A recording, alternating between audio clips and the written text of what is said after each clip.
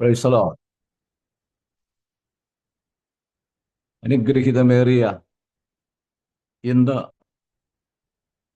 ഈ സന്ധിയിൽ ദൈവസന്നിധിയിലായിരിക്കുന്ന എല്ലാ പ്രിയപ്പെട്ടവർക്കും കർത്താവായ യേശുക്രിസ്തുവിന്റെ നിസ്തുല്യ നാമത്തിൽ സന്ധ്യാവന്ദനങ്ങളെ അറിയിക്കുന്നു. പ്രത്യേകിച്ച് ഈ മീറ്റിംഗ് കോർഡിനേറ്റ് ചെയ്യുന്ന പ്രിയപ്പെട്ടവർ, പ്രത്യേകിച്ച് പ്രിയ കർത്തദാസി ജോയ്സ് ജേക്കബ്, അവർ പാലക്കാട് അകത്തേത്തറ സഭയിൽ വരികയും ഞങ്ങൾ ഒരുമിച്ച് മലമ്പുഴ പ്രദേശങ്ങളൊക്കെ ഒന്നിച്ച് യാത്ര ചെയ്യുവാൻ ഒരവസരം ഞങ്ങളുടെ ആയുസ്സിൽ ലഭിച്ചു. അങ്ങനെയുള്ള ഒരു പരിചയമാണ് ഉള്ളത്. അങ്ങനെയാണ് ഈ മീറ്റിങ്ങിന് എന്നെയും ക്ഷണിച്ചത്. കഴിഞ്ഞ 2 ആഴ്ചയിലും എന്നെ വിളിച്ചെങ്കിൽ എനിക്ക് പല തടസ്സങ്ങളുണ്ടായിരുന്നു. ഇന്ന് ഇങ്ങനെ ഒരു അവസരം ലഭിച്ചതിൽ പ്രത്യേക നന്ദി ഞാൻ അറിയിക്കുകയാണ്. എൻ്റെ പേര് എം ജെ മത്തായി എന്നാണ്. എൻ്റെ വീട് കോട്ടയം ജില്ലയിൽ പുറവലങ്ങാടാണ്. ഞാൻ സുവിശേഷ വേലയ്ക്കായുള്ള ഒരു ദൈവ വിളി എനിക്ക് വ്യക്തമായി ഒരു ബോധ്യത വന്നത് 1983 1976 രക്ഷിക്കപ്പെടുവാനും സ്നാനപ്പെടുവാനും ദൈവകൃപയിൽ മുന്നേറുവാനിടയായി. അങ്ങനെ എൻ്റെ നാട്ടിൽ മാതൃസഭയോട് ചേർന്ന് ഏകദേശം 42 കോളനികളിൽ പോകുവാനും സൺഡേ സ്കൂൾ പോലെ ഉള്ള പാഠങ്ങൾ പഠിപ്പിക്കുവാൻ കർത്തദാസനോട് ചേർന്ന് പ്രവർത്തിപ്പാൻ എനിക്ക് ഇടയായി. അങ്ങനെ ഇരിക്കുമ്പോൾ 1983 കോട്ടയം കാണക്കാരി എന്ന് പറയുന്ന സ്ഥലത്ത് ഒരു സുവിശേഷ യോഗത്തിൽ എളിയവൻ കടന്നുപോയി. അപ്പോൾ അന്ന് അവിടെ പ്രസംഗിച്ച ദൈവവചനം, പാപത്തിൻ്റെ ശമ്പളം മരണമത്രേ, ദൈവത്തിൻ്റെ കൃപാവരമോ നമ്മുടെ കർത്താവായ യേശുക്രിസ്തുവിൽ നിത്യജീവൻ തന്നെ എന്ന ആ വചനം എൻ്റെ ജീവിതത്തിൽ വളരെ അധികം എന്നെ സ്പർശിക്കുവാനിടയായി തീർന്നു. ആ മീറ്റിങ്ങിൽ അനേകർ എഴുന്നേറ്റ് നിന്നു സമർപ്പിച്ചു, അനേകർ കരങ്ങൾ ഉയർത്തി സമർപ്പിച്ചു. എങ്കിലും ഞാൻ എഴുന്നേറ്റ് നിൽക്കുവാനോ കരങ്ങൾ ഉയർത്തുവാനോ തയ്യാറായില്ല. എന്നാൽ എൻ്റെ ഹൃദയത്തിൽ ഒരു പൂർണ്ണ തീരുമാനത്തിലേക്ക്, ഒരു സമർപ്പണത്തിലേക്കും എന്നെ നയിച്ചു. ആ സമർപ്പണമാണ് എന്നെ ഇന്ന് വരെയും നിലനിർത്തുന്നത്. കഴിഞ്ഞ ദീർഘവർഷങ്ങളായി ആ സമർപ്പണത്തിൽ നിന്ന് ശകലം പോലും പുറകോട്ട് പോകാതെ ദൈവം അത്ഭുതകരമായി, ശ്രേഷ്ഠകരമായി എന്നെ നിയന്ത്രിച്ചു, എന്നെ നടത്തി എന്ന് പറയുന്നതിൽ വലിയ സന്തോഷമുണ്ട്.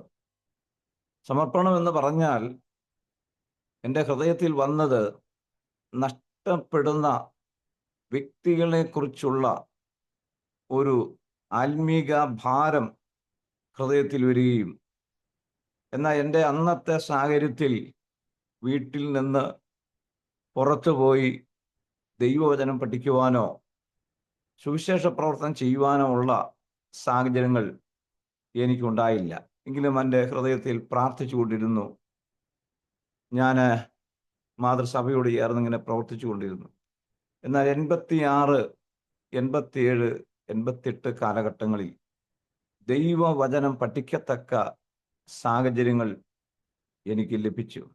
ആ ദൈവവചനത്തോട് ചേർന്ന് അവധി സമയങ്ങളിൽ മലബാറിൽ, കണ്ണൂർ, കാസർഗോഡ് ജില്ലകളിലും ആലപ്പുഴ ജില്ലയിൽ പുന്നപ്ര മുതൽ ചേർത്തല വരെയും കടലോരങ്ങളിലും കായലോരങ്ങളിലും നടന്ന് സുവിശേഷ പ്രവർത്തനം ചെയ്യുവാൻ ഇടയായി തീർന്നു.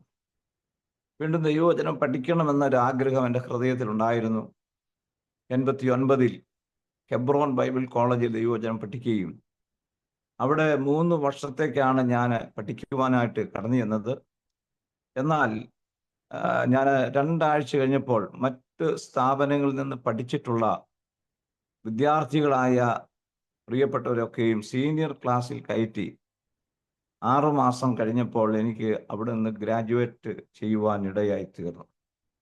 അതിനുശേഷം ഞാൻ മലബാർ കോഴിക്കോട് എന്ന് പറയുന്ന സ്ഥലത്ത് വിലങ്ങാട് ഞങ്ങൾ 8 പേരടങ്ങുന്ന ഒരു സംഘം കടന്നു പോവുകയും അവിടെ സുവിശേഷ പ്രവർത്തനം ഒന്നും തന്നെ ചെയ്തില്ല. എന്നാൽ ഞങ്ങൾ 27 ദിവസം പൂർണ്ണമായി ഉപവസിച്ച് ആ ദേശത്തിൽ പ്രാർത്ഥിച്ച ശേഷം ഞങ്ങൾ മടങ്ങിപ്പോന്നു.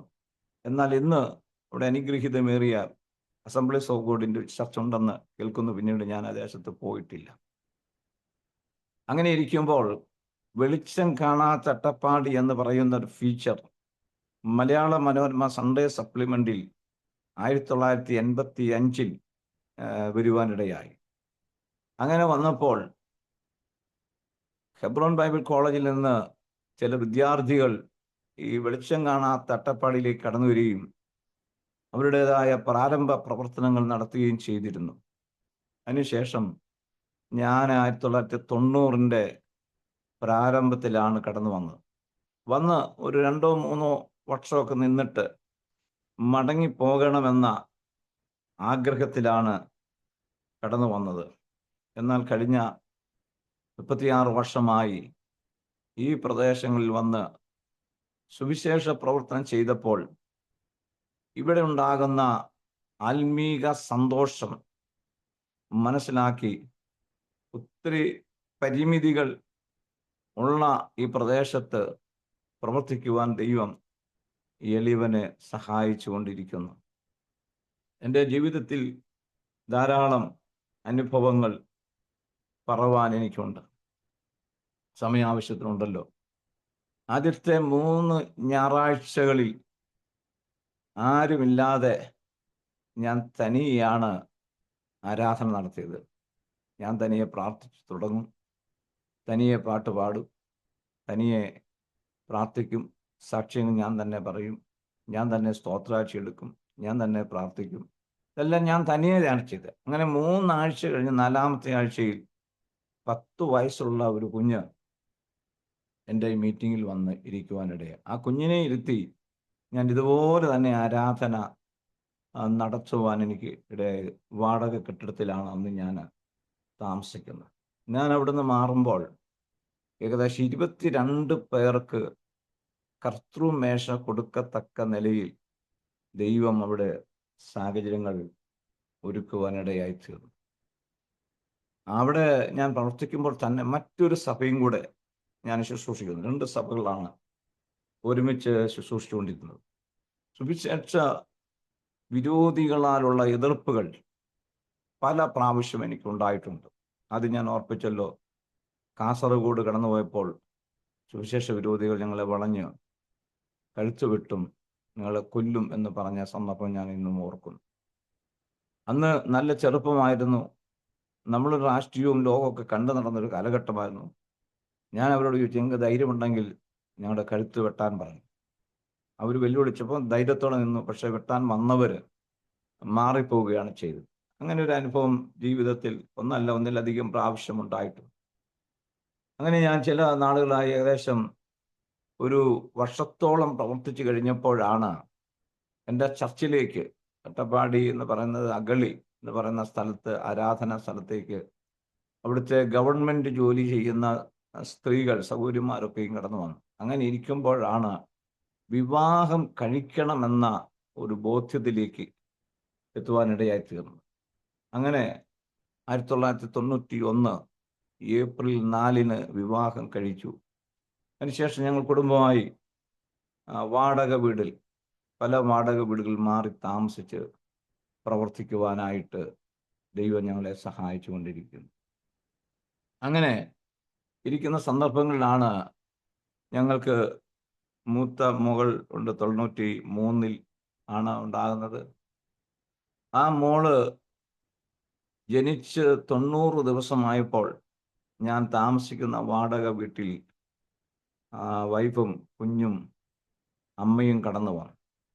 ഞങ്ങൾ പാർക്കുന്ന സ്ഥലത്ത് എവിടെ ശ്രദ്ധിച്ച് കാല് ചവിട്ടിയില്ലെങ്കിലും വളരെയധികം ഇഴജന്തുക്കളുള്ള ഒരു സ്ഥലത്താണ് ഞങ്ങൾ പാർക്കുന്നത്. അപ്പോൾ ഈ 3 മാസം പ്രായമായ കുഞ്ഞ് കിടക്കുമ്പോൾ കുഞ്ഞിൻ്റെ ശരീരത്തോട് ചേർന്ന് കുഞ്ഞിനേക്കാൾ നീളമുള്ള ഒരു ഇവിടുത്തെ പേര് പ്രത്യേക പേരാണ്, ശംഖുവരൻ എന്ന് പറയുന്ന പാമ്പ് കുഞ്ഞിൻ്റെ ശരീരത്തിൽ ചേർന്ന് കിടക്കുകയുണ്ടായി. എൻ്റെ വൈഫ് വന്ന് പറഞ്ഞു, ഇങ്ങനെ ഒരു പ്രതിസന്ധി കുഞ്ഞിൻ്റെ ശരീരത്തിൽ കിടക്കുകയാണ്, എന്താ ചെയ്യേണ്ടത്? ഞാൻ പറഞ്ഞു, ആദ്യം അമ്മയെ മാറ്റിയതിന് ശേഷം കുഞ്ഞിനെ പതുക്കെ എടുത്ത ശേഷം പാമ്പിനെ ഞാൻ തല്ലിക്കൊന്നുവാൻ ഇടയായിട്ട്. അതിനുശേഷം രണ്ടാമത്തെ മുകൾ 95-ലുണ്ടായി. അപ്പോൾ ഞങ്ങൾ അവിടെ ഹോള് പണിതു, പാർഷനേജ് പണിതു. പാർഷനേജിൻ്റെ പണികൾ പൂർത്തീകരിക്കാത്തതുകൊണ്ട് ഞങ്ങൾ താൽക്കാലികമായി അവിടെ താമസിക്കുമ്പോൾ മൂത്ത മോള് ഈ പാർഷനേജിൻ്റെ പണി നടക്കുന്ന സ്ഥലത്ത് ഇങ്ങനെ ഇരിക്കുകയും ആ സമയത്ത് ആ റൂമിൽ കുഞ്ഞിൻ്റെ മുമ്പിൽ ഒരു മൂർഖൻ പാമ്പ് ഇരിക്കുകയും അതിൻ്റെ മുമ്പിൽ കുഞ്ഞ് കളിച്ചുകൊണ്ടിരിക്കുകയും ചെയ്യുകയാണ്. അപ്പോൾ എനിക്ക് അഗളി വരെ പോകേണ്ടത് ആവശ്യകതയുണ്ട്. സൈക്കിൾ എടുക്കുവാൻ ചെന്നപ്പോൾ അത് തുടയ്ക്കാൻ തുണി നോക്കുമ്പോഴാണ് കുഞ്ഞ് ഈ പാമ്പിൻ്റെ മുമ്പിൽ നിന്ന് കളിച്ചുകൊണ്ടിരിക്കുന്നത്. എൻ്റെ വൈഫ് ഹോളിൽ പ്രാർത്ഥിച്ചുകൊണ്ടിരിക്കുകയായിരുന്നു. ആ സമയത്ത് ഞാൻ കുഞ്ഞിനെ പെട്ടെന്ന് എടുത്ത് ഹോളിൽ കൊണ്ടുവന്നാക്കിയ ശേഷം ഈ ഒരു വടിയെടുത്ത് പാമ്പിനെ അടിച്ചു. ഇതൊരു മൂർഖൻ പാമ്പായിരുന്നു, എൻ്റെ നേരെ ചാടി വരുവാനിടയായി. എന്നാൽ ആദ്യത്തെ അടിക്ക് നടുവിന് നന്നായി കൊണ്ടതുകൊണ്ട് മുമ്പോട്ട് ചലിക്കുവാൻ കഴിയാതെ ആ ഒരവസ്ഥയിലായി. വീണ്ടും ഞങ്ങൾ അവിടെ നിന്ന് മറ്റൊരു സ്ഥലത്തേക്ക് ശുശ്രൂഷയുള്ള ബന്ധത്തിൽ കടന്നുപോയി. അവിടെയും പറക്കുമ്പോൾ ഇളയ മോള് 2.5 വയസ്സാണുള്ളത്. മോള് ഞങ്ങൾ താമസിച്ച വാടക വീടിൻ്റെ പുറകിൽ ഒരു ജനലുണ്ട്. ആ ജനലിൻ്റെ അടുത്തായി ഈ കുഞ്ഞ് കളിച്ചുകൊണ്ടിരിക്കുന്നു. അവിടെ ഒരു കല്ല് കിടപ്പുണ്ട്. അതിൻ്റെ മുകളിൽ കുഞ്ഞ് കയറി നിൽക്കുമ്പോൾ കുഞ്ഞിൻ്റെ നിലവിളി കേൾക്കാം. ഞാനും എന്നോടുകൂടെ ഒരു ജോൺസൺ എന്ന് പറഞ്ഞൊരു കർത്തവാസൻ ഉണ്ടായിരുന്നു, എൻ്റെ വൈഫ്. ഞങ്ങൾ രണ്ടുപേരും 2 സ്ഥലത്തൂടെ ഓടി ചെല്ലുമ്പോൾ ഈ കുഞ്ഞ് നിന്ന കല്ലിൻ്റെ അടിയിൽ ശംഖുവരൻ എന്ന് പറയുന്ന പാമ്പ് ചുറ്റിക്കിടന്ന് കുഞ്ഞിനെ ആഞ്ഞാഞ്ഞ് കൊത്തുന്ന കാഴ്ച കണ്ട് ഞങ്ങൾ ചെല്ലുകയാണ്. ഞങ്ങൾ ചെല്ലുമ്പോൾ ഞാൻ സ്തംഭിച്ചു. എനിക്ക് ഒരടി മുമ്പോട്ട് വെക്കുവാൻ കഴിയത്തില്ല. കുഞ്ഞ് വളരെ നിലവിളിക്കുന്നു. പാമ്പ് കൊത്തുന്നത് ഞങ്ങളുടെ കണ്ണുകൊണ്ട് കണ്ടുകൊണ്ടിരിക്കുകയാണ്. എന്നാൽ എൻ്റെ ഭാര്യ എങ്ങനെയോ ധൈര്യം സംഭരിച്ച് പുറകിൽ കൂടെ ചെന്നിട്ട് കുഞ്ഞിൻ്റെ കൈ രണ്ടും പൊക്കിപ്പിടിച്ച് കുഞ്ഞിനെ വലിച്ചെടുത്തു. അതിനുശേഷം ഞാൻ കുഞ്ഞിനെ 2 കാലും തൊടയിൽ കയറിട്ട് കെട്ടിയ ശേഷം നാട്ടുകാരെ ഓടിക്കൂടി. അവരോട് ഞാൻ പറഞ്ഞു, ഈ പാമ്പിനെ നിങ്ങൾക്ക് തല്ലിക്കൊല്ലാൻ പറ്റുമോ? അവർ പറഞ്ഞു, ഞങ്ങൾ ആരും പാമ്പിനെ തല്ലിക്കൊല്ലുകയില്ല, ഞങ്ങൾ ഇതിന് ആരാധിക്കുന്നവരാണ്. അതിനുശേഷം ഞാൻ ഈ പാമ്പിനെ തല്ലിക്കൊന്ന് അച്ചൻപാറയുള്ള ദീനബന്ധു ഹോസ്പിറ്റലിൽ കൊണ്ടുവന്നു. അന്നത്തെ കാലം എന്ന് പറഞ്ഞാൽ ഇന്നത്തെ പോലെയല്ല, സാമ്പത്തിക പ്രതിസന്ധി കൊണ്ടെങ്കിലും ജീപ്പ് വിളിച്ച് ആശുപത്രിയിൽ കൊണ്ടുപോയി. കൊച്ചിനെ ഡോക്ടർമാർ ട്രീറ്റ്മെൻറ്റ് ചെയ്ത് 1/2 മണിക്കൂർ ഇടവിട്ട് ബ്ലഡ് എടുത്ത് പരിശോധിച്ചുകൊണ്ടിരുന്നു. 24 മണിക്കൂർ കഴിഞ്ഞപ്പോൾ കുഞ്ഞിനെ ചികിത്സിച്ച ഡോക്ടർ ബിനോയ് ജോർജ് എന്ന് പറയും. അദ്ദേഹം പറഞ്ഞു, ഈ പാമ്പിനെ ഞാൻ തല്ലിക്കൊന്ന് ഹോസ്പിറ്റലിൽ കൊണ്ടുപോയായിരുന്നു. പാമ്പ് ശംഖുവരനാണ്. പാമ്പ് കൊത്തിയത് ശരിയാണെങ്കിലും കുഞ്ഞിൻ്റെ ശരീരത്തിൽ അല്പം പോലും വിഷം കയറിയിട്ടില്ല. ദൈവമാണ് ഈ കുഞ്ഞിനെ അത്ഭുതകരമായി ഡോക്ടർ പറയുവാനിടയായി തീർന്നു. ആ കുഞ്ഞാണ് പ്രിയ കർത്തദാസ് ജോയ്സ് വരുമ്പോൾ എന്നോടൊപ്പം ഞങ്ങൾ ഒരുമിച്ച് വാഹനം ഓടിച്ച് മലമ്പുഴയൊക്കെയും കടന്നു പോകുവാനായിട്ട് ഇടയായി തീർന്നു. പിന്നീടാണ് എനിക്ക് മനസ്സിലായത്, സുവിശേഷ വേലയിൽ നമുക്കുണ്ടാകുന്ന പ്രതിസന്ധികൾ, പ്രതികൂലങ്ങൾ, പ്രത്യേകിച്ച് അട്ടപ്പാടി എന്ന് പറഞ്ഞ സ്ഥലം ഒരു പ്രത്യേക സ്ഥലമാണ്. ആലപ്പുഴ ജില്ലയുടെ വലിപ്പമാണുള്ളത്. അവിടുത്തെ കാലാവസ്ഥ അവിടുത്തെ ജീവിത രീതികൾ ഒന്നെങ്കിൽ കർത്തൃവാസം സുഖമില്ലാതെയാകും, അല്ലെങ്കിൽ കർത്തൃവാസം സുഖമില്ലാതെയാകും, അല്ലെങ്കിൽ കുഞ്ഞുങ്ങൾ സുഖമില്ലാതെയാകും.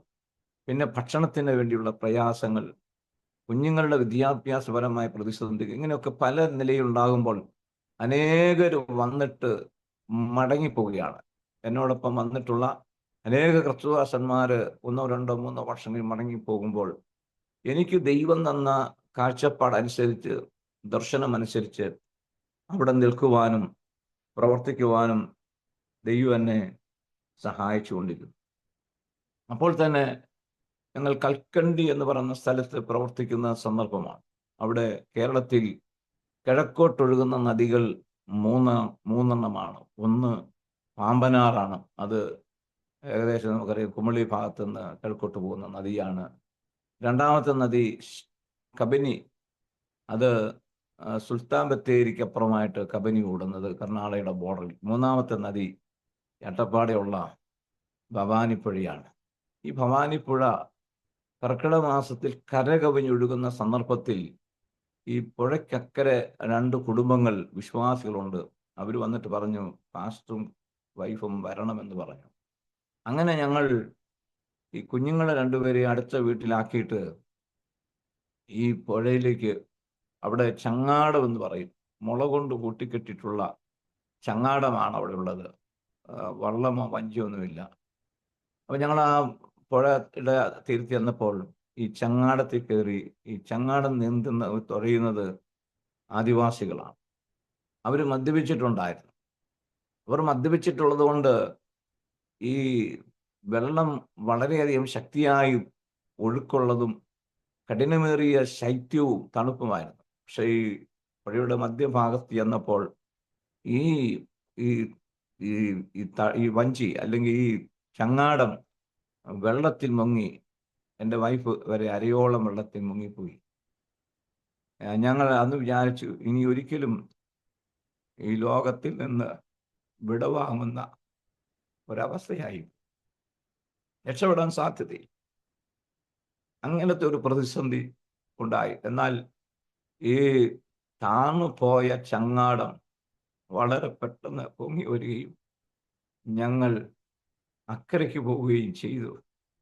അക്കരെ ചെന്ന വീടുകളിൽ ചെന്നു, മടങ്ങി വന്നപ്പോൾ ഇതേ ചങ്ങാടത്തിലാക്കിയെങ്കിലും തിരിച്ചു വരുമ്പോൾ അപകടമൊന്നുമില്ലാതെ ഞങ്ങൾ മടങ്ങി ഞങ്ങളുടെ ആ സ്ഥലത്ത് വരുവാനിടയായിച്ചു.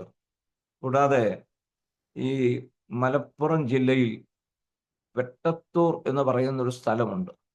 അവിടെ ഞങ്ങൾ സുവിശേഷ വേലയ്ക്ക് വേണ്ടി ആദ്യമേ ചെന്ന സന്ദർഭത്തിൽ ഞങ്ങൾ മാസത്തിൽ ഒരു 3 ദിവസമാണ് ഓരോ സ്ഥലത്ത് ഏതെങ്കിലും വീട് വാടകയ്ക്കെടുത്ത് അവിടെ താമസിച്ച് ഈ സുവിശേഷ പ്രവർത്തനം ചെയ്യുന്നത്. അങ്ങനെ 2 ദിവസം ചെയ്ത് 2ാമത്തെ ദിവസം ഉച്ചയായപ്പോൾ അവിടെ ഏതോ ഒരു ബസ്സിൻ്റെ ഡ്രൈവറെ വെട്ടി കൊലപ്പെടുത്തി. ഇവർ ഞങ്ങളെ പെട്ടെന്ന് ബസ്സുകളെല്ലാം സ്ട്രൈക്കായി, വാഹനങ്ങളൊന്നുമില്ല. ഞങ്ങൾക്ക് പിന്നെ പ്രവർത്തിക്കാൻ കഴിയാതെ ഞങ്ങൾ പ്രവർത്തനം ഉച്ചയ്ക്ക് നിർത്തി. അടുത്ത ഒരു 5 കിലോമീറ്റർ നടന്നാൽ വാഹനം ലഭിക്കുമെന്ന് വിചാരിച്ച് ഞങ്ങൾ അവിടെ നിന്ന് നടന്നു. അങ്ങനെ ഞങ്ങൾ ഏകദേശം വാഹനങ്ങളൊന്നുമില്ലാതെ മണ്ണാർക്കാട് ടൗണിൽ വരെ ഏകദേശം 22 കിലോമീറ്റർ. മണ്ണാർക്കാട് ടൗണിൽ വന്നു കഴിഞ്ഞപ്പോൾ പിന്നെ അട്ടപ്പാടിക്ക് ഞാൻ താമസിക്കുന്നിടം വരെ പോകണമെങ്കിൽ 38 കിലോമീറ്റർ ഉണ്ട്. അതും 11, 12 ഹെയർപിൻ കീറി വേണം പോകാൻ. അവിടെ നിന്ന് ബസ്സില്ലാത്തതൊന്നും യാതൊരു പരിചയമില്ല. അതുകൊണ്ട് ഞങ്ങൾ വീണ്ടും ഈ ഹെയർപിൻ നടന്ന് രാത്രി കടന്നു പോകുകയാണ്. ഈ ഏകദേശം അന്ന് 58 കിലോമീറ്ററാണ് ഞങ്ങൾ നടന്നത്. ഞാനും എൻ്റെ കൂടെ ഒരു സഹോദരൻ ഉണ്ടായിരുന്നു. അതുപോലെ നാട്ടിൽ കോട്ടയത്തിന് പോയിട്ട് തിരിച്ചു വരുമ്പോൾ 6:10 അവസാന ബസ് കടന്നു പോകും. അതിനു മുമ്പ് വന്നില്ലെങ്കിൽ വാഹനം കിട്ടുകയില്ല. പരിചയമില്ലാത്തതുകൊണ്ട് ഇന്നും താമസിക്കാൻ സൗകര്യമില്ല. അങ്ങനെ 1-ലധികം പ്രാവശ്യം, ഏകദേശം 3-ലധികം പ്രാവശ്യം അട്ടപ്പാടി ചുരം രാത്രിയിൽ നടന്നു കയറേണ്ടി വന്നിട്ടുണ്ട്. വന്യമൃഗത്തിൻ്റെ ശബ്ദം കേട്ട് ഓടിപ്പോകേണ്ട അവസരങ്ങളുണ്ട്. കൂരിരുട്ട്, വഴികളൊന്നും അറിയാൻ മേലാത്ത അവസ്ഥകളാണ്. കൂടാതെ മുമ്പ് ഞാൻ ഓർപ്പിച്ച പോലെ എൻ്റെ ഇളയ മോള് തീക്കകത്ത് വീണു. കൈയും കാലും വയറും ഒക്കെ പൊള്ളുവാനിടയായിത്തീർന്നു. അത് അത്ഭുതകരമായി ദൈവം പിടിവിച്ചു. ഇങ്ങനെ ജീവിതത്തിൽ ഒത്തിരി പ്രതിസന്ധിയിലൂടെയാണ് സുവിശേഷ പ്രവർത്തനത്തിൽ നിൽക്കുവാനിടയായത്. ഞാൻ അകലിൽ വരുമ്പോൾ അന്നത്തെ കാലത്ത് ഒരു നേരത്തെ ആഹാരം കഴിക്കാതെ, ഒരു മനുഷ്യനോടും പറയാതെ 13 ദിവസം ഭക്ഷണമില്ലാതെ പാർക്കേണ്ട സാഹചര്യങ്ങൾ ജീവിതത്തിലുണ്ടായി. എങ്കിലും അവിടെ നിന്നും പോരാതെ ദൈവം തന്ന ആ കൃപയനുസരിച്ച് നിൽക്കുവാൻ ഇടയായി തീർന്നു. ഇന്ന് ഇന്ത്യ പെന്തക്കോസ്ത് ദൈവസഭയുടെ ഒരു സെന്ററിന്റെ ചുമതല വഹിക്കാനുള്ള കഴിവോ ഒന്നും എനിക്കില്ല. എന്നാൽ ഞാൻ വന്ന ഈ പ്രദേശങ്ങൾ ഇവിടെ പുല്ലുമേഞ്ഞ ഷെഡുകൾ മാത്രമേ ഉണ്ടായിരുന്നുള്ളൂ. അനേക സ്ഥലത്ത് ഏകദേശം എൻ്റെ ഓർമ്മ ശരിയാണെങ്കിൽ 15 സ്ഥലങ്ങളിൽ ഹോളുകളും പാർഷനേജും ഭാഗികമായും പൂർണ്ണമായും വെക്കുവാനും ഒക്കെ ദൈവം എന്നെ സഹായിക്കും. ഇപ്പോൾ ഏകദേശം 25-26 സഭകൾ നമുക്ക് പ്രവർത്തിക്കുന്നുണ്ട്. ഒരു ഔട്ട്സ്റ്റേഷൻ വർക്കുകളാണെങ്കിൽ 45-46 പ്രവർത്തന മേഖലകൾ തന്നെയുണ്ട്. ഈ പ്രവർത്തനങ്ങൾ ദൈവം അത്ഭുതകരമായി ശ്രേഷ്ഠകരമായി നടത്തിക്കൊണ്ടിരിക്കുകയാണ്. ഞാൻ എൻ്റെ ജീവിതത്തിൽ ഒത്തിരി പരിശോധനകൾ കടന്നു വന്നിട്ടുണ്ട്. ആ പരിശോധനയൊക്കെയും തരണം ചെയ്യുവാൻ ദൈവം എനിക്ക് കൃപ ചെയ്തു. അതിലേറ്റവും പ്രധാനമേറിയത് 2019 ഒക്ടോബർ മാസം 29-ാം തീയതി ഞാൻ കുവൈറ്റിൽ കടന്നു പോകാനിടയായി തീർന്നു. കുവൈറ്റിൽ ചെന്നു. ഭക്ഷണമൊക്കെ കഴിച്ചന്ന് രാത്രി 2 മണിക്കും 4 മണിക്കും ഇടയിൽ ഞാൻ ഈ ലോകത്തോട് വിടവാങ്ങുന്ന ഒരു അവസ്ഥ വന്നു. മരിച്ചു. എൻ്റെ ശരീരം വിട്ട് ആത്മാവ് ഉയരത്തിലേക്ക് പോകുന്ന ഒരു കാഴ്ച ഞാൻ കാണുകയാണ്. ഉറക്കം തെളിഞ്ഞെഴുന്നേൽക്കുമ്പോൾ എൻ്റെ വലത്ത് കാലും വലത് കൈയും സ്ട്രോക്ക് വന്ന് രണ്ടും തളർന്നുപോയി. എനിക്ക് മനസ്സിലായി എനിക്കെന്തോ സംഭവിച്ചു എന്ന്. തലേദിവസം തന്നെ ഞാൻ ചെന്നപ്പോൾ എനിക്ക് അവിടെ ചെന്ന് പരിചയപ്പെട്ട സഹോദരൻ എനിക്കൊരു സിം കാർഡ് എടുത്ത് തന്ന് ഫോൺ വിളിക്കുവാൻ. അപ്പോൾ രാവിലെ അവരെല്ലാം വെളുപ്പിന് 4 മണിയാകുമ്പോൾ ഡ്യൂട്ടിക്ക് കടന്നുപോയി. ഞാൻ മാത്രം റൂമിലുള്ളൂ. പെട്ടെന്ന് എൻ്റെ വൈഫിനെ വിളിച്ചിട്ട് പറഞ്ഞു, എനിക്ക് ഇങ്ങനെ ഒരു പ്രയാസമുണ്ടായി, ഞാൻ മടങ്ങിപ്പോരുകയാണ് എന്ന് പറയുവാനിടയായത്. അപ്പോൾ മടങ്ങിപ്പോരണമെങ്കിൽ യാതൊരു സാധ്യതയില്ല. ഞാനവിടെ ചെന്നതേ ഉള്ളൂ. പിറ്റേ ദിവസമാണ് എൻ്റെ ഒരു 10 കേടി കുവൈറ്റ് ദിനാർ എന്നെ അവിടുത്തെ ഒരു സ്കൂളും തന്നു. അങ്ങനെ ഞാൻ മടങ്ങിപ്പോരുമ്പോൾ എനിക്ക് ഫ്ലൈറ്റ് ടിക്കറ്റ് എടുക്കണം. എന്നെ കൊണ്ടുവിടാൻ ആളുകൾ വേണം. പക്ഷെ എൻ്റെ മൂത്ത മോളുടെ കൂടെ MCAക്ക് പഠിച്ച 3 കുഞ്ഞുങ്ങൾ മുസ്ലിം കുട്ടികളാണ്. അവർ കുവൈറ്റ് എയർപോർട്ടിൽ ജോലി ഉണ്ടായിരുന്നു. പെട്ടെന്ന് അവരെനിക്ക് വേണ്ടി എമർജൻസി ടിക്കറ്റ് എല്ലാം ക്രമീകരിച്ച് എയർപോർട്ടിൽ ചെന്നപ്പോൾ പറഞ്ഞു, പൂർണ്ണമായ ക്ഷീണം അസുഖമാണെങ്കിൽ പറഞ്ഞാൽ അവർ കടത്തിവിടുകയില്ല, ചെറിയൊരു പ്രയാസം ഉള്ളെന്ന് പറയാവുള്ളെന്ന് പറഞ്ഞു. അങ്ങനെ അവിടെ നിന്ന് ഞാൻ 2019 ഒക്കെ 29-ന് 30 കഴിഞ്ഞ് 31-ാം തീയതി അവിടുന്ന് യാത്ര തിരിക്കുകയാണ്. യാത്ര തിരിച്ച് കോഴിക്കോട് എയർപോർട്ടിൽ വന്ന് ഇറങ്ങി. കോഴിക്കോട് എയർപോർട്ടിൽ ഇറങ്ങിയിട്ട് അവിടുന്ന് ഏകദേശം 105-107 കിലോമീറ്റർ കൊണ്ട് ഞാൻ ഇവിടെയുള്ള ഹോസ്പിറ്റലിൽ കിടന്നു വന്നു. അവിടെ ട്രീറ്റ്മെൻറ്റിൽ എന്നെ ഡോക്ടർ ചികിത്സിച്ചുകൊണ്ടിരുന്നു.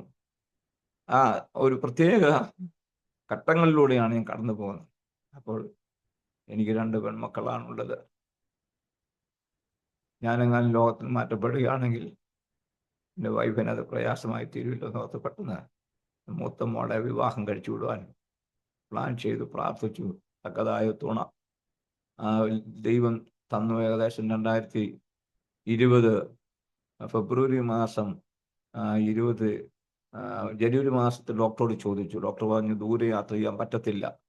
ഞാൻ പറഞ്ഞു എൻ്റെ മോളുടെ വിഷയമാണ്, ഇന്ന ആവശ്യമാണെന്ന് പറഞ്ഞപ്പോൾ എന്നാൽ കൂടെ ആളുണ്ടെങ്കിൽ പൊക്കോളാൻ പറഞ്ഞു. അങ്ങനെ ഞാൻ മടങ്ങിപ്പോയി. അങ്ങനെ പോയി 2020 ഫെബ്രുവരി 27-ന് വിവാഹം നിശ്ചയം കഴിയുകയും മാർച്ച് 3-ാം തീയതി വിവാഹം നടത്തുക. അപ്പോൾ 27-ാം തീയതി എന്നെ ട്രീറ്റ് ചെയ്ത ഡോക്ടർ റൈസൻ ചാക്കോ എന്ന് പറയും, അദ്ദേഹം ഒരു ബ്രദർ വിശ്വാസിയാണ്.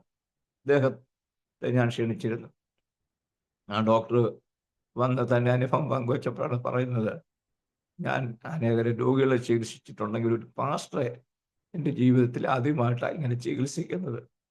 കാരണം കോഴിക്കോട് ഇറങ്ങി എത്രയോ ഹോസ്പിറ്റലിൽ കഴിഞ്ഞിട്ടാണ് ഇവിടം വരെ വന്ന് ഞാനും വളരെയധികം ഭയപ്പെട്ടു പോയി എങ്ങനെ ചെയ്യും എന്ന്.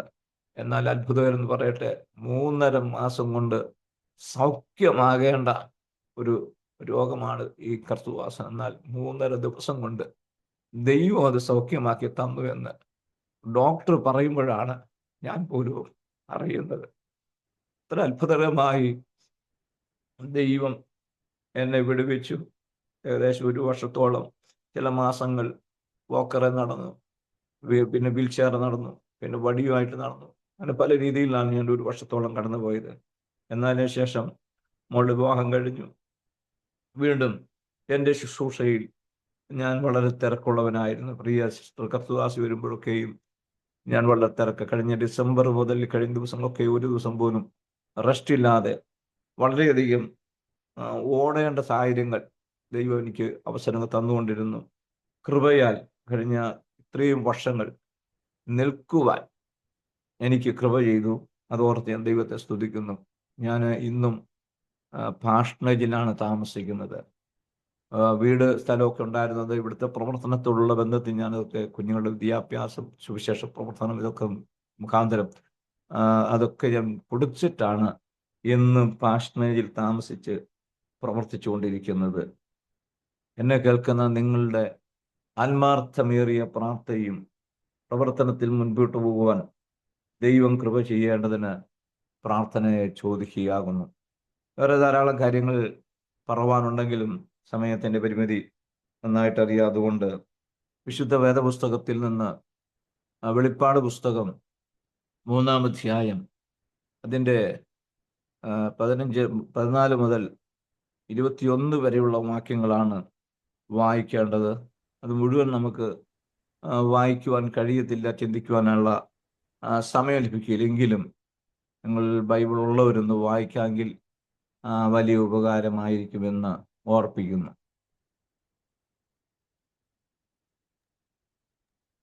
ലവോദിക്കയിലെ സഭയുടെ ദൂതൻ എഴുതുക: വിശ്വസ്തനും സത്യവാനുമായ സാക്ഷിയായി ദൈവ സൃഷ്ടിയുടെ ആരംഭമായ ആമേൻ എന്നുള്ളവൻ അരുളി ചെയ്യുന്നത്, ഞാൻ നിന്റെ പ്രവൃത്തി അറിയിക്കും. മതി. ഇവിടെ നമ്മൾ വായിക്കാം: വിശ്വസ്തനും സത്യവാനും ആമേൻ സാക്ഷിയുമായ ദൈവ സൃഷ്ടി ആരംഭം ആമേൻ എന്നുള്ളവൻ അരുളി ചെയ്യുന്നത്. അപ്പോൾ ഈ വെളിപ്പാട് പുസ്തകം നമ്മൾ പഠിക്കുമ്പോൾ അനേക സംഭവങ്ങൾ നമ്മെ പഠിപ്പിക്കുന്നുണ്ട്. അതെല്ലാം വിശദീകരിക്കുവാനായിട്ട് ഞാൻ താല്പര്യപ്പെടുന്നില്ല. 7 സഭകൾക്കുള്ള ദൂത്, 7 കാലഘട്ടങ്ങളിൽ നടക്കുന്ന സംഭവങ്ങൾ ആണ് രേഖപ്പെടുത്തിയിട്ടുള്ളത്. ആ 7 സഭകൾക്കുള്ള ദൂതെന്ന് പറയുമ്പോൾ മത്തായി സുവിശേഷം 13-ാം അധ്യായത്തിൽ യേശുക്രിസ്തു പഠിപ്പിക്കുന്ന ഒരു ഉപമകളുണ്ട്. ആ ഉപമകളിലൊക്കെയും ഈ 7 സഭകളെക്കുറിച്ച് പഠിക്കുവാൻ കഴിയും. അങ്ങനെ പഠിച്ചു വരുമ്പോൾ വിശ്വസ്തനും സത്യവാനുമായ സാക്ഷിയായ ആമേൻ എന്നുള്ളവൻ അരുളിച്ചത് എന്ന് പറഞ്ഞാൽ, ഇന്നത്തെ ആധുനിക ലോകത്തിൽ അല്ലെങ്കിൽ കർത്താവ് യേശുക്രിസ്തു ആ സഭയിൽ പ്രത്യക്ഷപ്പെടുമ്പോൾ അല്ലെങ്കിൽ അന്നത്തുള്ള സഭകളിലോടുള്ള സന്ദേശങ്ങൾ അറിയിക്കുമ്പോൾ പറയുന്നത്, ഞാൻ വിശ്വസ്തനാണ്, നിങ്ങൾ വിശ്വസ്തനാണോ അല്ലയോ എന്നുള്ളതാണ്. ഇന്ന് ലോകത്ത് എവിടെ നോക്കിയാലും വിശ്വസ്തന്മാർ കുറഞ്ഞിരിക്കുന്ന ഒരു കാലഘട്ടമാണ്. സങ്കീർത്തനം 12 കൊടുക്കുന്നുണ്ട്: യഹോവേ രക്ഷിക്കണമേ, ഭക്തന്മാർ ഇല്ലാതെ പോകുന്നു, വിശ്വസ്തന്മാർ മനുഷ്യപുത്രന്മാരിൽ കുറഞ്ഞിരിക്കുന്നു. അപ്പൊ വിശ്വസ്തന്മാര് കുറഞ്ഞ ഒരു കാലഘട്ടത്തിൽ ഏൽപ്പിച്ച താലന്തുകൾ, ഏൽപ്പിച്ച കൃപകൾ, ഏൽപ്പിച്ചത് വിശ്വസ്തയോടെ വ്യാപാരം ചെയ്യുവാൻ നമുക്ക് കഴിയട്ടെ. എൻ്റെ ജീവിതം പറഞ്ഞാൽ തെക്കൻ നാട്ടുകളിൽ വന്നാൽ എനിക്കൊരു സഭ കിട്ടാഴികയില്ല. ഇന്ന് ശുശ്രൂഷകന്മാരെ ലഭിക്കുവാൻ സാധ്യതകൾ വളരെ കുറവാണ്. ഓരോ വർഷം സ്ഥലമാറ്റ സമയത്തിലേക്ക് വരുമ്പോൾ ശുശ്രൂഷ, ഞാൻ എൻ്റെ കൂടെ 100-ലധികം ശുശ്രൂഷ വന്ന് നിന്നിട്ട് മാറിപ്പോയിട്ടുണ്ട് സൗകര്യപ്രദമായ സ്ഥലത്തേക്ക്. അപ്പോൾ ഞാനിവിടെ നിൽക്കുന്നത് എന്നെ ഏൽപ്പിച്ച ഒരു ശുശ്രൂഷയാണ്, എന്നെ ഏൽപ്പിച്ച കാര്യങ്ങളാണ് അതിൽ ഞാൻ വിശ്വസ്തത ദൈവത്തോട് പുലർത്തണമെന്ന ആ നിലവാരത്തിൽ ഇന്ന് വരെയും നിൽക്കുവാനായിട്ട് ദൈവം എനിക്ക് കൃപ ചെയ്തുകൊണ്ടിരിക്കുന്നു. ഇവിടെ വായിക്കുന്ന വിശ്വസ്തനും സത്യവാനുമായ സാക്ഷി.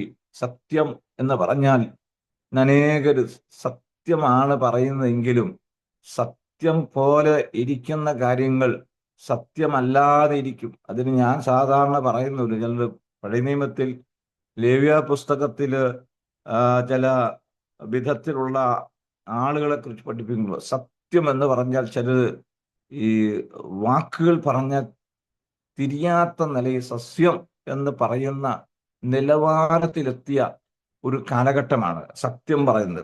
ദൈവദാസന്മാരുടെ ഇടയിൽ പോലും ഞാനത് വളരെ ശ്രദ്ധിക്കാറുണ്ട്. സത്യം എന്ന് പറഞ്ഞാൽ അസത്യം പറയുന്നവര് ശ്രദ്ധിക്കാറുണ്ട്. അപ്പോൾ ഇവിടെ ഈ സഭയുടെ പ്രശ്നം വിശ്വസ്തന്മാർ സഭയ്ക്കകത്തില്ലാത്തത് കൊണ്ട്, സത്യവന്മാര് സഭയ്ക്കകത്തില്ലാത്തത് കൊണ്ട്, ഞായറാഴ്ചകളിൽ സാക്ഷ്യം പറയുന്ന കള്ളസാക്ഷികൾ ഉള്ളതുകൊണ്ട്, സാക്ഷ്യം എന്ന് പറഞ്ഞാൽ സമായോഗത്തിൽ സാക്ഷ്യം എന്ന് പറയുന്ന കാര്യം കഴിഞ്ഞ ഒരാഴ്ച വട്ടക്കാലം എന്നെ നടത്തി. അത് നമ്മൾക്ക് ഒരു അവസരം, നമുക്കൊരു വേദി കിട്ടുന്നത് കൊണ്ടാണ് നമ്മളങ്ങനെ പറയുന്നത്. എന്നാൽ ഒരു കാര്യം നാം മനസ്സിലാക്കണം, ഒരു വേദി കിട്ടിയില്ലെങ്കിലും എന്നെ നടത്തുന്ന, എന്നെ പരിപാലിക്കുന്ന ദൈവമുണ്ടെന്ന് എത്രയോ ഹിന്ദുക്കൾ, എത്രയോ മുസ്ലിങ്ങൾ എന്നോട് പറഞ്ഞിട്ടുണ്ട്. കാരണം അവർക്ക് പറയാനൊരു വേദിയില്ല. എന്നാൽ ഇവിടെ വായിക്കുന്നത് അവൻ വിശ്വസ്തൻ സഭയ്ക്കകത്തില്ല, ഭക്തന്മാര് സഭയ്ക്കകത്തില്ല, സത്യമായ സാക്ഷ്യം പറയുന്നവർ സഭയ്ക്കകത്തില്ലാത്തവർ എന്നുള്ള പറയുമ്പോൾ ഞാൻ സത്യവാനാണ്, ഞാൻ വിശ്വസ്തനാണ്, ഞാൻ മാറ്റമില്ലാത്തവനാണ്, ഞാൻ ഞങ്ങളുടെ ജീവിതത്തെ നിങ്ങളോടൊരു ഉടമ്പടി ചെയ്തിട്ടുണ്ടെങ്കിൽ യാതൊരു മാറ്റവുമില്ല എന്ന് യേശുക്രിസ്തു പറയുമ്പോൾ, ഇന്ന് രാത്രി എന്നെ കേൾക്കുന്ന നിങ്ങളോട് എനിക്ക് പറയാനുള്ളത്, അനേകരും മാറിപ്പോകാം, വാക്കുകൾ മാറിപ്പോകാം, അവിടെ സ്നേഹബന്ധങ്ങൾ നഷ്ടപ്പെട്ടു പോകാം. ആ സന്ദർഭങ്ങളൊക്കെയും എൻ്റെ ജീവിതത്തിൽ, ഞാൻ ഈ സുവിശേഷ വേലയ്ക്ക് ഇറങ്ങിയിട്ട് ബൈബിൾ കോളേജിലെ പഠനം എല്ലാം കൂടി ഇപ്പം 40 വർഷമായി. അധികം സഭകൾ ഞാൻ ഇരിക്കുന്ന സഭകളിൽ പരമാവധി അവിടെ ഇരിക്കും. എൻ്റെ കുഞ്ഞുങ്ങളുടെ വിദ്യാഭ്യാസ സംബന്ധമായ വിഷയങ്ങൾ വളരെ ഉണ്ടായി. സ്ഥലമാറ്റം വിഷയം ഇവിടെ വന്നപ്പോൾ ഞാൻ കുഞ്ഞുങ്ങളുടെ വിദ്യാഭ്യാസ MSc MCA വരെ രണ്ടുപേരെയും പഠിപ്പിച്ചു. അതുവരെ ഞാൻ ഇവിടെ സ്ഥലം മാറിപ്പോയിട്ടില്ല. ഇനി ഇവിടെ നിന്ന് മാറുമ്പോൾ എനിക്ക് സ്വന്തമായ എന്തെങ്കിലും ഒരു വീടോ സ്വന്തമായ ഒരു സ്ഥലം എന്ന് ദൈവം തരുന്നുവോ അന്നേ ഞാൻ ഇവിടുന്ന് മാറുകയുള്ളൂ. വിശ്വാസികൾക്ക് സ്ഥലമാറ്റം അല്ലെങ്കിൽ രാഷ്ട്രീയ എനിക്കില്ല. സ്തോത്രം. വിശ്വാസികൾക്ക് സ്ഥലമാറ്റം കൊടുക്കുന്നത് നല്ലതാ. ഇതിന്റെ ബുദ്ധിമുട്ട് കുഞ്ഞുങ്ങളുടെ വിദ്യാഭ്യാസം വളരെ പ്രയാസമാണ്.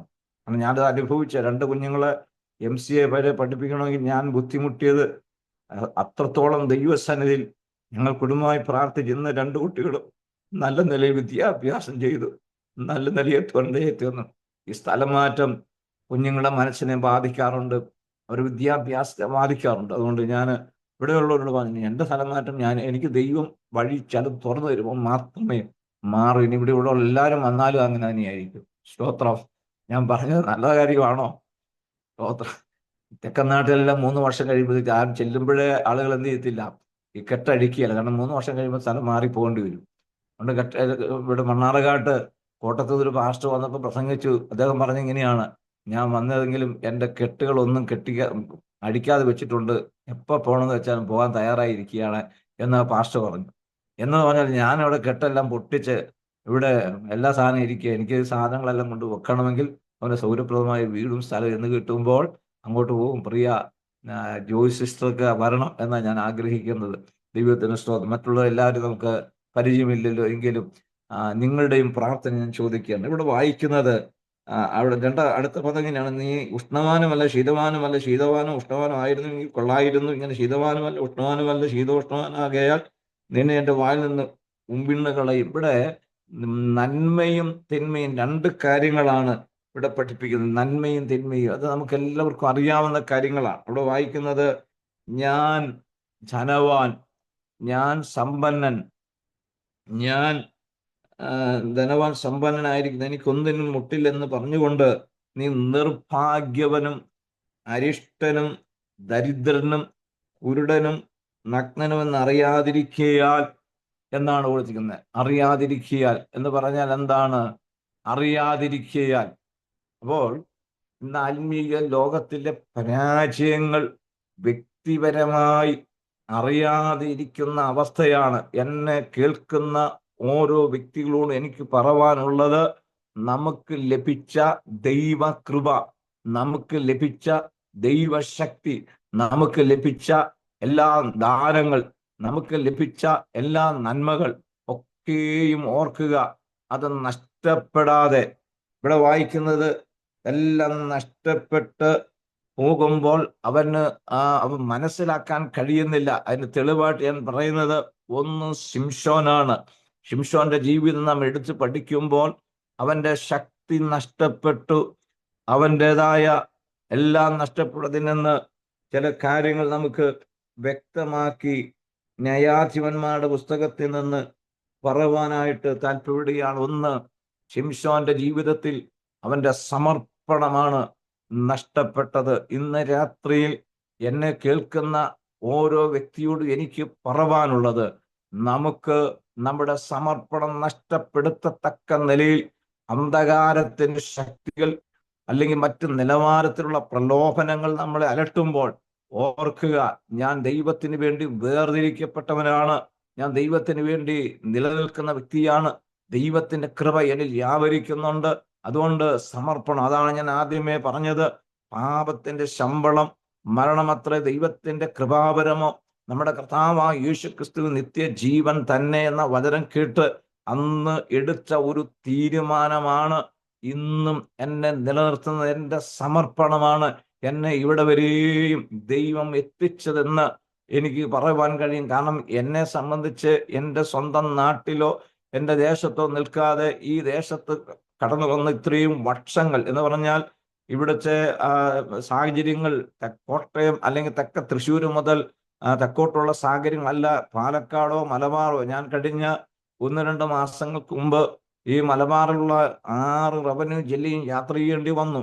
കണ്ണൂർ, കാസർഗോഡ്, വയനാട്, അതുപോലെ പാലക്കാട്, മലപ്പുറം, കോഴിക്കോട് ഈ ജില്ലകളിലൊക്കെയും യാത്ര ചെയ്യുവാനിടയായി തീർന്നു. അപ്പോൾ അവിടുത്തെയൊക്കെ സുവിശേഷ പ്രവർത്തനങ്ങൾ നേരിട്ട് കാണുവാനിടയായി. ഇവിടെ ഞാൻ പറഞ്ഞത് നമ്മുടെ സമർപ്പണമാണ്. അപ്പോൾ ഒന്ന്, നമ്മുടെ സമർപ്പണം നഷ്ടപ്പെടുത്തുവാനാണ് പിശാച് ശ്രമിക്കുന്നത്. ശിംശോന്റെ ജീവിതത്തിൽ അവൻ പോലും അറിയാതെ അവന്റെ സമർപ്പണത്തെ നഷ്ടപ്പെടുത്തുവാനിടയായി തീർന്നു. അവന്റെ ജീവിതത്തെ ശക്തി നഷ്ടപ്പെട്ടു. 2, അവന് ഒരു ശുദ്ധീകരണത്തിന്റെ രഹസ്യം ഈ ശിംശോന്റെ ജീവിതത്തിലുണ്ടായിരുന്നു. നാം മനസ്സിലാക്കണം, നമ്മെ ശുദ്ധീകരിച്ച യേശുക്രിസ്തുവിന്റെ രക്തം, ആ രക്തമാണ് നമ്മെ ശുദ്ധീകരിച്ചത്, നമ്മെ വിശുദ്ധീകരിച്ചത്, നമ്മെ നീതീകരിച്ചത്. 1 കൊരിന്ത്യർ ലേഖനം 1-ാം അധ്യായം 30-31 വരുമ്പോൾ ആ വാക്യങ്ങൾ കൃത്യമായി പഠിപ്പിക്കുന്നുണ്ട്. 1, 2 ശുദ്ധീകരണത്തിന്റെ രഹസ്യം അവൻ വെളിപ്പെടുത്തി എന്ന് പറഞ്ഞാൽ, നമ്മെ ഏൽപ്പിച്ച താലന്തുകൾ, നമ്മെ ഏൽപ്പിച്ച ശുശ്രൂഷകൾ അത് പിശാചിന്റെ മുമ്പിൽ തുറന്ന് കാണിക്കുവാനുള്ളതല്ല. അത് കാണിച്ചാൽ നമ്മുടെ ശുശ്രൂഷ തകർക്കപ്പെടുകയാണ്. ഒന്നുകൂടെ തെളിവ് പറയാം. യെശയ്യാ 39-ാം അധ്യായത്തിൽ അന്യരാജ്യത്ത് നിന്ന് ചിലർ വന്നപ്പോൾ എല്ലാം തുറന്നു കാണിച്ചപ്പോൾ പ്രവാചകൻ വന്ന് പറഞ്ഞു, നീ എന്തെല്ലാം കാണിച്ചു? ഞാൻ കാണിക്കാത്തതൊന്നുമില്ല, എന്നാൽ നീ കാണിച്ചത് മുഴുവൻ ബാബേലിലേക്ക് കൊണ്ടുപോകും, ഇവിടുത്തെ ചില കുഞ്ഞുങ്ങളെയും പിടിച്ചുകൊണ്ട് പോകുമെന്ന് പറയുവാനിടയായി തീർന്നു. അപ്പം നമ്മുടെ ശുദ്ധീകരണത്തിന്റെ രഹസ്യം നാം വെളിപ്പെടുത്തുവാൻ പാടില്ല. 3, അവന് നഷ്ടപ്പെട്ടത് അവന്റെ ദർശനമാണ്. പലപ്പോഴും അനേകരുടെ ദർശനം നഷ്ടപ്പെട്ടവരായി 3 വിധത്തിലാണ് ദർശനം നഷ്ടപ്പെടുന്നത്. അത് ഞാൻ മനസ്സിലാക്കി കൊടുത്ത്, ഒന്നെങ്കിൽ ജഡമോഹം, അല്ലെങ്കിൽ കന്മോഹം, അല്ലെങ്കിൽ ജീവനത്തിന്റെ പ്രതാപം. ഇത് 3ഉം നമ്മെ കയറി പിടിക്കാം. അതിൽ ഏതെങ്കിലും ഒന്നിൽ തകർക്കപ്പെടുന്ന അനുഭവങ്ങൾ നമുക്ക് പൊതുലോകത്തിൽ കാണുവാനായിട്ട് കഴിയുന്നുണ്ട്. അതുകൊണ്ട് അവന്റെ ദർശനമാണ് നഷ്ടപ്പെടുത്തിയത്. പ്രശ്നങ്ങൾ എന്തെല്ലാം വന്നാലും ദൈവം ഒരു ദർശനം തന്നിട്ടുണ്ടെങ്കിൽ, ദൈവം ഒരു കാഴ്ചപ്പാട് തന്നിട്ടുണ്ടെങ്കിൽ, ദൈവം നമ്മോട് അരുളി ചെയ്തിട്ടുണ്ടെങ്കിൽ, ദൈവം നമ്മോട് സംസാരിച്ചിട്ടുണ്ടെങ്കിൽ, പ്രതികൂലങ്ങൾ എന്തെല്ലാം വന്നാലും ആ ദർശനത്തിനൊരു അവധി വെച്ചിട്ടുണ്ട്. അത് സമാപ്തിയിലേക്ക് ബന്ധപ്പെടുന്ന തെളിവ് യോസേപ്പാണ്. യോസേപ്പിന് ദൈവം കൊടുത്ത ദർശനത്തിൽ അവൻ ഒരിക്കലും കാരാഗ്രഹത്തിൽ പോകുന്നതോ അവൻ പിടിക്കപ്പെടുന്നതോ അവൻ കച്ചവടക്കാരനായി പോകുന്നു അല്ലെങ്കിൽ വിൽപ്പന അടിമയായി പോകുന്നു ഒന്നും അവന് മനസ്സിലായിട്ടില്ല. പക്ഷെ അവന്റെ ഉള്ളിൽ ഒരു ദർശനമുണ്ടായിരുന്നു. ഇത് ഇവിടെ ശിംശോന് പറ്റിയത്. ശിംശോന്റെ ദർശനം നഷ്ടപ്പെടുത്തിയാണ് ശിംശോൻ മുമ്പോട്ട് പോകുന്നത്.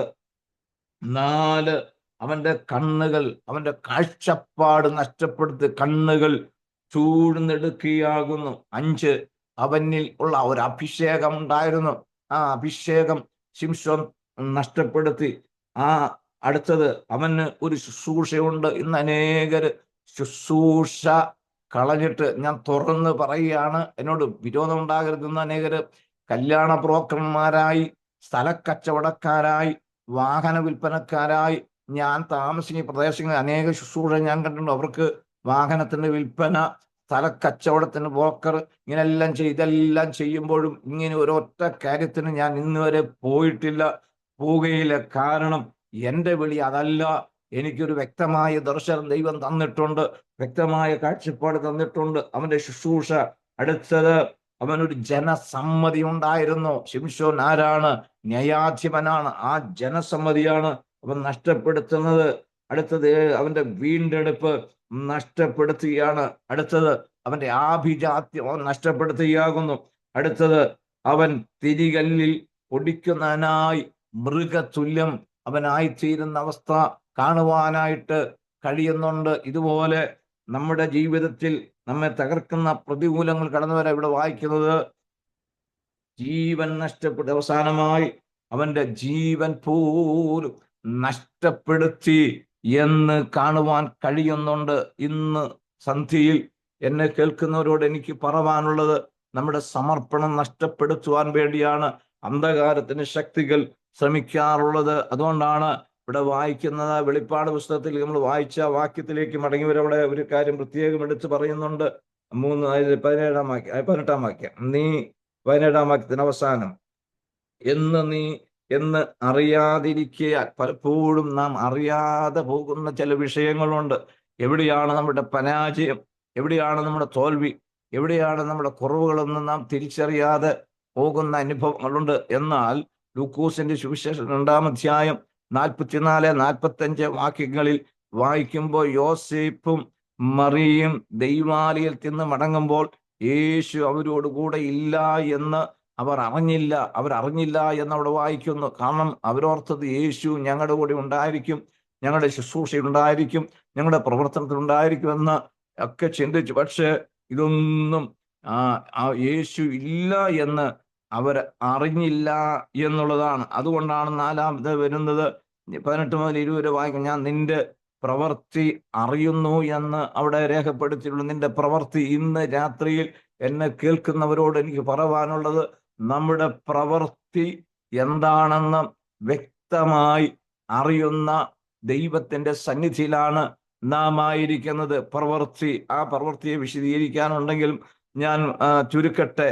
ഉൽപ്പത്തി പുസ്തകം 22-ന്റെ 12-ാം വാക്യത്തിലേക്ക് വായിക്കുമ്പോൾ അവിടെ ഇരിക്കുന്ന ദൈവം അടുത്തറിയുന്നു എന്നവിടെ രേഖപ്പെടുത്തി. എങ്ങനെയാണ് അടുത്തറിഞ്ഞത്? നീ അവിടെ എഴുതിയിരിക്കുന്ന ഒരു പദമുണ്ട്, നീ വാസ്തവമായി എന്നെ അടുത്തറിയുന്നു. എങ്ങനെ? സ്വന്തം മകനെ യാഗം നടത്തുന്നു എന്ന ആ ബോധ്യതയിലേക്ക് വന്നപ്പോഴാണ് എന്നെ അടുത്തറിയുന്നു, ദൈവത്തെ ഭയപ്പെടുന്നു എന്ന് വ്യക്തമായി മനസ്സിലാക്കി. നമ്മുടെ ആരാധനയിലായാലും, നമ്മുടെ പ്രാർത്ഥനയിലായാലും, നമ്മുടെ കൂട്ടായ്മയായാലും ദൈവം നമ്മെ അടുത്ത് അറിയേണ്ടത് ആവശ്യമാണ്. അടുത്തറിയുന്നു എന്ന് പറയുമ്പോഴാണ് അബ്രഹാമിന് അനുഗ്രഹം ലഭിക്കും. നമ്മുടെ ആരാധനയിൽ നമുക്ക് ദൈവം നമ്മെ അടുത്തറിയണം എന്നുള്ള ഒരു ബോധ്യത നമുക്ക് ഉണ്ടാകേണ്ടത് ആവശ്യമാണ്. ഉൽപ്പത്തി പുസ്തകം 22-ാം അധ്യായം 12-ാം വാക്യം ഞാൻ വായിക്കാം.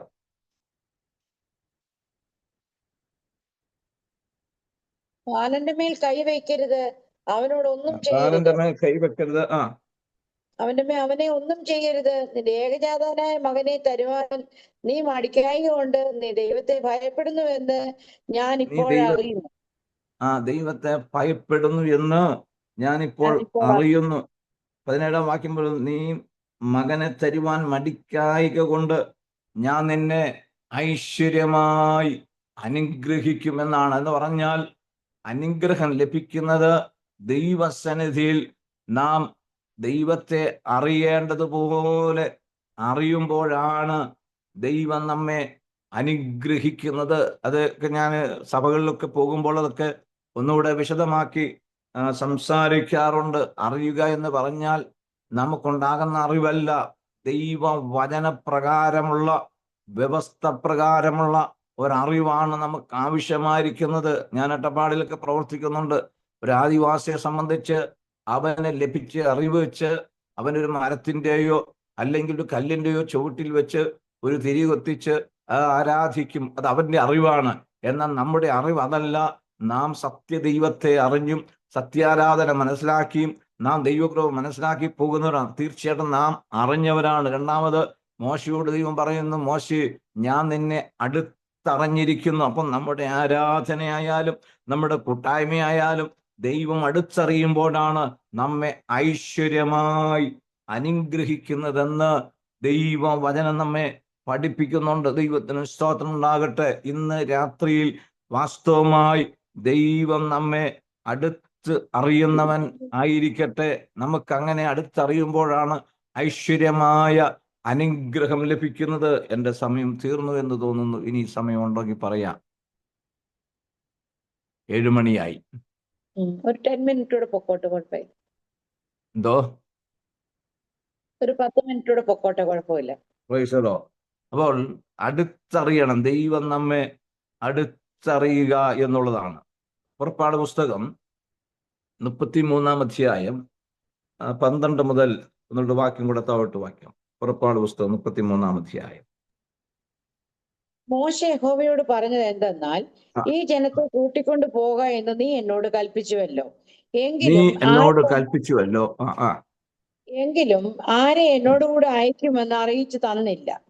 എന്നാൽ ഞാൻ നിന്നെ അടുത്തറിഞ്ഞിരിക്കുന്നു. എനിക്ക് നിന്നോട് കൃപ തോന്നി. അടുത്തറിഞ്ഞിരിക്കുന്നു. മോശ ദൈവത്തോട് പറയാണ്, ദൈവം മോശയോട് പറയാണ്, ഞാൻ നിന്നെ അടുത്തറിഞ്ഞിരിക്കുന്നു. ഇന്ന് രാത്രിയിൽ നമുക്കും പറയുവാൻ കഴിയണം, ദൈവത്തെ അടുത്തറിയുവാൻ കഴിയണം. ദൈവത്തെ അടുത്തറിയുമ്പോൾ ഏത് പ്രതികൂലങ്ങൾ വന്നാലും ഉറച്ചു നിൽക്കുവാനായിട്ട് കഴിയത്തുള്ളൂ. പലപ്പോഴും നമ്മുടെ ജീവിതത്തിൽ പ്രതികൂലങ്ങൾ വരുമ്പോൾ, ആ പ്രവാചകന്റെ ഭാഷയിൽ പറഞ്ഞാൽ, ഭയങ്കരന്മാരുടെ ചീറ്റിൽ മതിൽ നേരെ അടിക്കുമ്പോൾ എളിയവന് ഒരു ദുർഗമായിരിക്കുന്നു എന്ന് പറഞ്ഞാൽ, അനേക പ്രതിസന്ധിയിലൂടെ കടന്നു പോകുമ്പോൾ ദൈവം നമ്മെ അടുത്തറിയണം.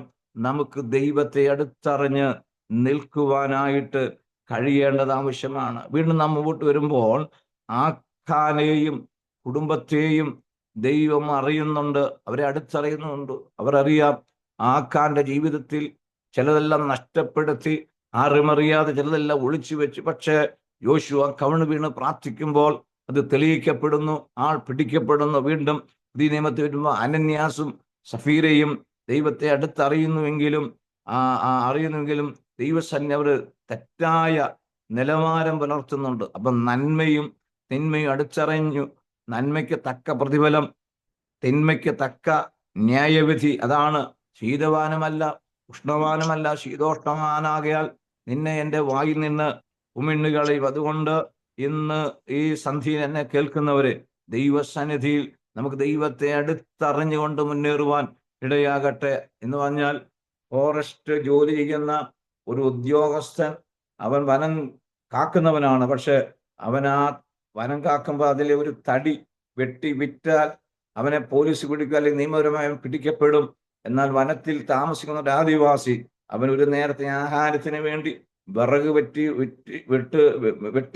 വിറ്റ് 10 രൂപ വാങ്ങിച്ച് അവൻ ഭക്ഷണം കഴിക്കാൻ കേസ് രണ്ടാണ്. അവൻ ഒരു നേരത്തെ ആഹാരത്തിന് വേണ്ടി, മറ്റവൻ വനം കാക്കുന്നവനാണ്. എന്ന് പറഞ്ഞാൽ അറിയുക എന്ന് പറഞ്ഞാൽ തിരിച്ചറിഞ്ഞ. ഞാൻ അകലിൽ താമസിക്കുമ്പോൾ അന്ന് ഞങ്ങൾക്ക് വിറക് കൊണ്ട് തരുന്നത് 10 രൂപ, 90-ലാണ് 10 രൂപയ്ക്കാണ് വിറക് കൊണ്ടുവരുന്നത്. ആ വിറക് തരുന്ന മനുഷ്യന് 17 ഏക്കർ സ്ഥലമുണ്ട്. 17 ഏക്കർ സ്ഥലമുണ്ടെങ്കിലും അവന് അത്താഴം കഴിക്കണമെങ്കിൽ 10 രൂപയ്ക്ക് തരുന്ന ഈ വിറക് കൊണ്ട് തന്നിട്ട് അരിയും വാങ്ങിച്ചു കൊണ്ടുവേണം അന്ന് വൈകിട്ട് ഭക്ഷണം കഴിക്കാൻ. അപ്പോൾ അടുത്തറിയുക എന്ന് പറഞ്ഞാൽ, ഒരു ഫോറസ്റ്റ് ഉദ്യോഗസ്ഥൻ തടി വെട്ടി വിറ്റാൽ കേസ് വേറെയാണ്. ഒരു ആദിവാസി ആഹാരത്തിന് വേണ്ടി തടി വിറ്റാൽ കേസ് വേറെയാണ്. എന്ന് പറഞ്ഞാൽ ദൈവത്തെ നമുക്ക് അടുത്തറിയുവാനായിട്ട് കഴിയണമെന്നുള്ളതാണ്. അതുകൊണ്ടാണ് ഇവിടെ വായിക്കുക, തീയിൽ ഊതിക്കഴിച്ച പൊന്ന് നിനക്ക് ആവശ്യമെന്ന് കൊടുക്കുന്നുണ്ട്. 1 പത്രോസിന്റെ ലേഖനം 1-ാം അധ്യായം അതിന്റെ 7-ാം വാക്യത്തിൽ വളരെ വ്യക്തമാക്കി പഠിപ്പിക്കുന്നുണ്ട്. എന്താണ് തീയിൽ ഊതിക്കഴിച്ച പൊന്ന് എന്നവിടെ വായിക്കുന്നുണ്ട്. വായിക്കാം. അഴിഞ്ഞു പോകുന്നതും തീയിൽ ശോധന കഴിക്കുന്നതുമായ പൊന്നിനേക്കാൾ നിങ്ങൾ വിശ്വാസത്തിന്റെ പരിശോധന വിലയേറിയത്. അപ്പൊ വിശ്വാസത്തിന്റെ പരിശോധന എന്ന് പറയുന്നത് തീയിൽ ഊതിക്കഴിച്ച പൊന്നിനേക്കാൾ വിലയേറിയതാണ്. നമ്മുടെയൊക്കെ ജീവിതത്തിൽ വിശ്വാസത്തിന്റെ പരിശോധനകൾ കടന്നു വരാം. ഈ പരിശോധനകൾ കടന്നു വരുമ്പോഴും അതിന്റെ മധ്യേ ദൈവം നമ്മെ സൂക്ഷിക്കുകയും ദൈവം നമ്മെ പരിപാലിക്കുകയും ദൈവം നമ്മെ വഴി നടത്തുകയും ചെയ്യുന്നതുണ്ട്. 4:12 വായിക്കുമ്പോൾ 1:1 അവിടെയൊക്കെ നാം വായിക്കുമ്പോൾ നമ്മുടെ ജീവിതത്തിൽ ദൈവം ചെയ്യുന്ന നന്മകൾ, ഉപകാരങ്ങൾ ഒക്കെയും നമുക്ക് നന്നായിട്ട് അറിയാം. മുൻപോട്ട് ധാരാളം കാര്യങ്ങൾ പറവാനുണ്ട്. എൻ്റെ സമയത്തിന്റെ പരിമിതി ഞാൻ നന്നായി മനസ്സിലാക്കുന്നു. പ്രത്യേകിച്ച് കഴിഞ്ഞ ആഴ്ചയിൽ എൻ്റെ ഇളയ മോള് ദുബായിലാണ് ജോലി ചെയ്യുന്നത്. മോള് 1 മാസത്തോളം ഞങ്ങളോടുകൂടി ഉണ്ടായിരുന്നു. കടന്നുപോയപ്പോൾ 28-ാം തീയതി ദുബായ് എയർപോർട്ടിൽ ചെന്ന് ചെക്കിംഗ് എല്ലാം കഴിഞ്ഞ് പുറത്തിറങ്ങി കഴിയുമ്പോഴാണ് എയർപോർട്ട് അടച്ച വാർത്ത മോൾ അറിയുന്നത്. അത് വലിയൊരു അത്ഭുതമായിരുന്നു. പുറത്തിറങ്ങിക്കഴിഞ്ഞ് എയർപോർട്ട് അടച്ചു. അവിടുന്ന് ഷാർജയിൽ വന്നാണ് താമസിച്ച് ഷാർജയിൽ വന്നു, റൂമിലെടുത്തു. റൂമിലിരുന്ന് ഇപ്പോൾ ജോലി ചെയ്തുകൊണ്ടിരിക്കുകയാണ്. ഇവിടെ വരുന്ന വാർത്ത പോലെ ഒന്നും അവിടെ ഇല്ലെങ്കിലും ദൈവം അത്ഭുതകരമായി സൂക്ഷിക്കുന്നു. കൂടാതെ നമ്മുടെ മലയാളികൾ, ദൈവമക്കൾ ധാരാളം വിദേശ രാജ്യങ്ങളുണ്ട്, സാഹചര്യങ്ങളെല്ലാം നമുക്കറിയാം. എന്നാൽ നമ്മുടെ ദൈവം നമ്മെ സൂക്ഷിക്കുന്ന, നമ്മെ പരിപാലിക്കുന്ന, നമ്മെ സംരക്ഷണം ചെയ്യുന്ന ഒരു ദൈവത്തിന്റെ കൃപയിലാണ് നാം ആയിരിക്കുന്നത്. ഞാൻ എൻ്റെ വാക്കുകളുടെ അവസാനിപ്പിക്കുന്ന എനിക്കിങ്ങനെ അവസരം തന്ന പ്രിയ ജോയിസ് എന്ന് പറയുന്ന കർത്തവാസിക്ക് വളരെ നന്ദിയും അറിയിക്കുന്നതിന്റെ കേട്ട എല്ലാവർക്കും നന്ദി അറിയിച്ചുകൊണ്ട് നിങ്ങളുടെ പ്രാർത്ഥന ഓർക്കണമെന്ന് അപേക്ഷിച്ചുകൊണ്ട് വാക്കിൽ നിന്ന് പിന്മാറും. ദൈവം നമ്മെ അനുഗ്രഹിക്കുമാറാകട്ടെ. ആമേൻ. ഹല്ലേലൂയ. കർത്താവിന്റെ ദാസനോടുള്ള പ്രത്യേക നന്ദിയും സ്നേഹവും അറിയിക്കുന്നു. വളരെ അനുഗ്രഹിക്കപ്പെട്ട നിലയിൽ കർത്താവിന്റെ ദാസന ദൈവത്തിന്റെ വചന ശുശ്രൂഷ